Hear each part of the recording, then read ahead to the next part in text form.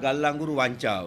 මේ ගල්ලංගුරු වංචාවෙන් කෝටි 12000ක 13000ක විතර ප්‍රමාණයක් හානි වෙලා තියෙනවා. දැන් හෙට අනිද්ද වෙනකොට අපි පැහැදිලිව කියන්නම් ඒ වෙච්ච හානිය කෝටි 12000 අය කරගන්නේ කාගෙන්ද? මහ ජනතාවගෙන් අය කරගන්න. ඕක ජනතා විමුක්ති පෙරමුණේ මේ ආණ්ඩුවට ඡන්ද දීපු අය වෙන්න පුළුවන්.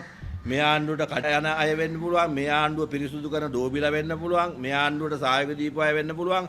මේ ආණ්ඩුවට සහායක නොදීපු අය වෙන්න පුළුවන්. මේ හැමෝටම එකසේ බලපානවා මේක. එතකොට මේ ලයිට් බිල ඒ නිසා ජනතා විමුක්ති පෙරමුණේ අය ගෙදරට කියලා 125ක අඩු කරලා එවන්නේ මේ වැඩියෙන් ගහන්න හදන බද්ද මේ මුදල අඩු කරලා එවන්නේ නැහැ. ඒතකොට හැමෝටම සාපේක්ෂව 125කින් ලයිට් බිල වැඩි කිරීම සඳහා කටයුතු සූදානම් කරමින් පවතිනවා.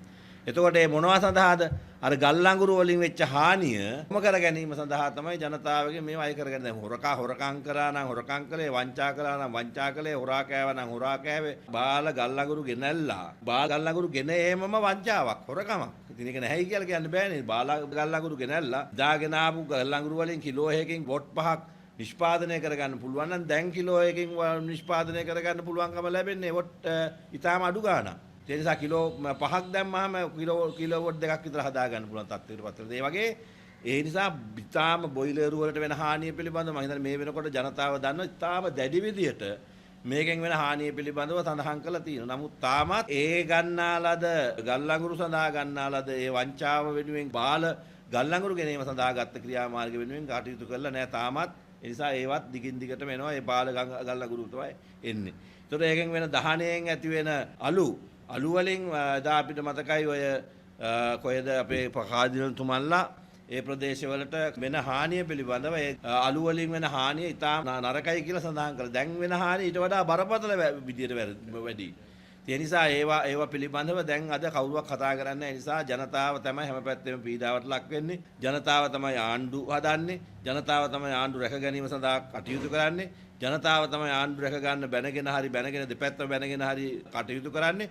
අද ඒ ජනතාවටම මේ ආණ්ඩු පහර දෙන තත්ත්වයටපත් වෙලා තියෙන නිසා මේක ඊටාම ඛේද ජනකයි. ඒ නිසා තෙල් මිල විහිළ දැම්ම ඊගාවට හෙට අනිද්ද වෙනකොට විදුලි බිලත් ඉහළ දාන සූදානම් වෙනවා. ඒ වගේම ඒත් එක්කම ගෑස් මිලත් රුපියල් 300කින් ඉහළ දැම්මා.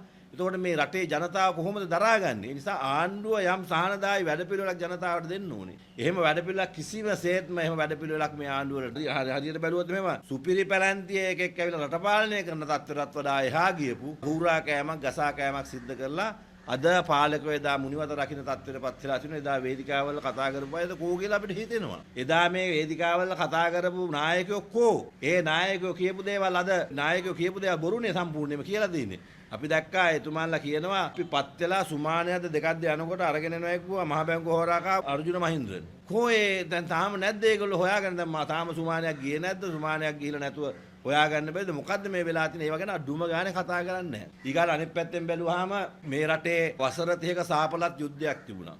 ඒ යුද්ධ තියෙන වෙලාවේදී විශාල ධනස්කන්ධයක් ඒ යුද්ධ වෙනුවෙන් කැප කරන්න සිද්ධ වුණා. අභිආයුධ වලට පිට වෙන උණ්ඩයක් පාසාම විශාල ධනස්කන්ධයක් මේ වැය කරන්න සිද්ධ වුණා. එතකොට ඒ රටේ කඩා වැටෙන්න ඕනේ ඒ කාලේ. ඒ කාලෙත් පාලකෝ යම් ආකාරයකින් රට පාලනය කරගෙන ලයිට් බිල් වතුර බිල් පාලනය කරගෙන ජනතාවට සහන දෙමින් කටයුතු කරගෙන ආවා. දැන් අපිට තියෙන ප්‍රශ්නයක් නෙමෙයි.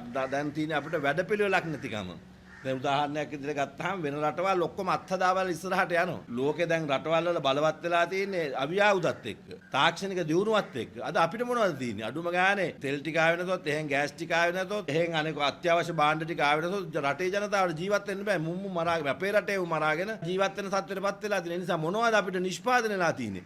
ඒ සාර 76ක් නරකයි කියලා ආපු සාපේට වඩා බරපතල සාපයක් තමයි අද වැදිලා තියෙන්නේ. සකාරද මේක දැන් අපේ රටේ නිෂ්පාදන ක්‍රියාවලියට අඩුම ගානේ රටක් වුණාම පාලකයෝ වුණාම අවුරුද්දක් දෙකක් හරි යනකොට රටේ නිෂ්පාදන ඇති කරන්න විද්‍යාඥයෝ දාලා ඒවා අත්හදා බලලා පරීක්ෂණ කරලා විකල්ප බලශක්තිය වලට යන වැඩපිළිවෙලක් අපිට හදා ගන්න ඕනේ. අඩුම එහෙමවත් මොනවාක්වත් වැඩපිළිවෙලක් නැහැ. නිසා අඩුම ගානේ මේ සූර්ය තාපයෙන් වාහනයක් දුවන එක, සූර්ය තාපයෙන් විදුලිය අරගෙන ඉවරලා විදුලියෙන් ජනතාවට විදුලිය ලබා දෙන එක, ඊගාවට මේවා විකල්ප බලශක්තිය ක්‍රියාත්මක කරන ක්‍රමවේදයක්වත් අද ඉදිරිපත් වෙලා නැහැ. නිසා අපි ලෝකයේ අභියස බැලුවාම අපි ඉතින් ඇත්තටම මේ හැකියාවක් නැති පිරිසක් බවට පත් කරලා දෙන මේ පාලකයෝ. ඒ නිසා මේගොල්ලෝ ආවේ 76ක සාපේ නිමාඩපත් කරන එක අද ඊට වඩා වැඩි සාපයක් 76කටත් වඩා කාලයක් ගත්ත සාපයක් අද වැදිලා තියෙනවා කියන කාරණාව තමයි මතක් කරන්න තියෙන්නේ.